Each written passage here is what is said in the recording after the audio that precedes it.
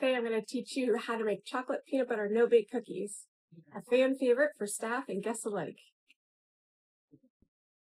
You're going to need wax paper or parchment paper, sugar, cocoa powder,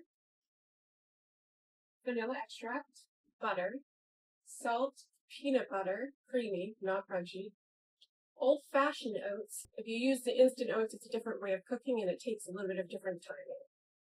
Milk, you will need measuring cups, 1 cup, and I've used 2 half cups. It's just easier for when you're doing out your measurements. A saucepan, as well as a knife, a stirring spoon, and some sort of scoop to get your cookies out. Finally, you will need a pretty wide bowl, and that's just to make sure that your oats are evenly soaked into your hot chocolate liquid that you have a little bit later on. Alright, so let's get to cooking. First thing we're going to do is we're going to spread out the wax or parchment paper. And I usually keep it attached to the box until I'm ready to cut it off. In case I make 1, 2, or 3 batches, it's much better than breaking it into small pieces. Next up, we are going to measure out some ingredients. We're going to do the old-fashioned oats, and it's going to be 3 cups into the bowl to be ready for when the liquid is hot and we can pour it in. It doesn't have to be exactly 3, but I would rather do a little bit more than a little bit less, and that way you don't end up with very gooey cookies. A little bit more might end up with a little bit dry cookies. Once you have that done, I just use the same measuring cup to measure out my sugar. So that's going to be 2 scoops of sugar into the saucepan. Once you've got that, you can set your 1 cup measuring cup aside, and then add 2 heaping spoonfuls of the cocoa powder.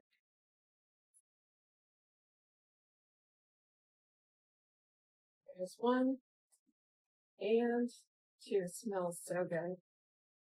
Alright, so now we're going to add 1 stick of butter or half cup of butter, however you want to measure that out.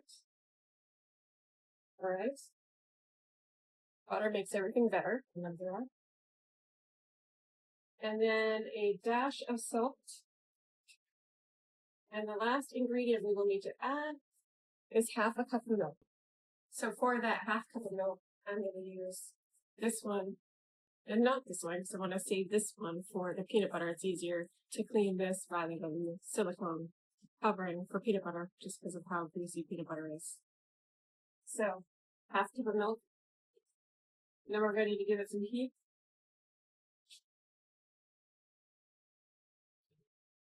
Okay. And I'm going to turn it to a little bit higher than mid. So while this is heating up, I'm going to give it a good stir. We're going to let it heat up while we continue to stir it so that it doesn't get burnt onto the bottom of the pan. So while the butter is melting down into the sugar and the milk, we're going to put a half cup of peanut butter into our measuring cup and open the top to our vanilla extract. While we're getting the peanut butter into that measuring cup, we're going to just check on our chocolate here and make sure it's breaking down good. So the reason why we want to have that vanilla open is because once the no-bakes start to boil, the most critical part is the timing between when it starts to boil and when it starts to harden. Once it comes to a rolling boil, we're going to watch the clock to do exactly 1 minute of that rolling boil. When it's the summertime and you've got more humidity, you're going to want to spend more time boiling, a few seconds, maybe 2 to 5 seconds extra. And if it's dry winter, you're going to want to stop it just before it reaches that 1 minute point. Okay, so it looks like we are starting to get to that bubbly point. See the bubbles? We're going to continue to stir. We're going to start that timer countdown. I am currently looking at an analog clock to make sure it goes at full 60 seconds. With movie magic, I'm sure we can speed this right up. Looks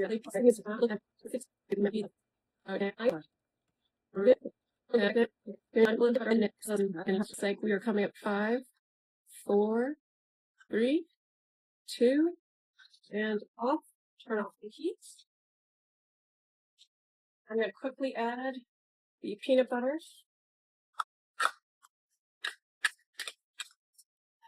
As possible as you can with peanut butter, it's a little sticky. And I'm going to splash in about a teaspoon of the vanilla, see it burn in there, and then try to get that mixed up as fast as possible. Doesn't have to be perfect. I just want to split it up a little bit so it's not all one chunk in the oats. Right. Mixed up.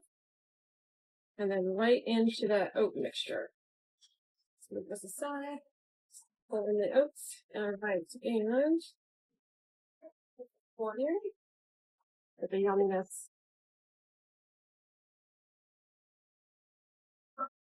And we want to try to do this as quickly as possible without making the biggest mess every time. Alright.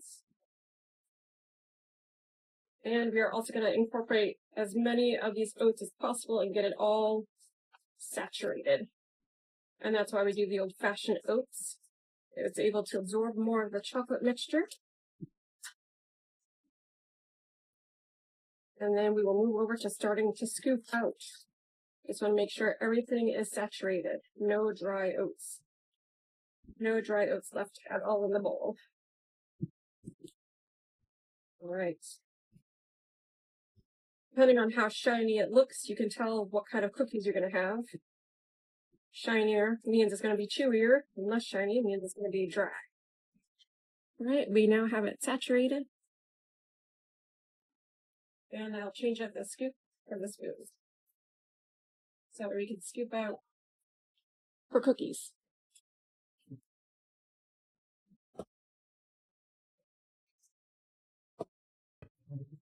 So after about 10 minutes, they are ready to eat. Then you're going to need to get someone to test them. And then you have peanut butter chocolate no-bake cookies.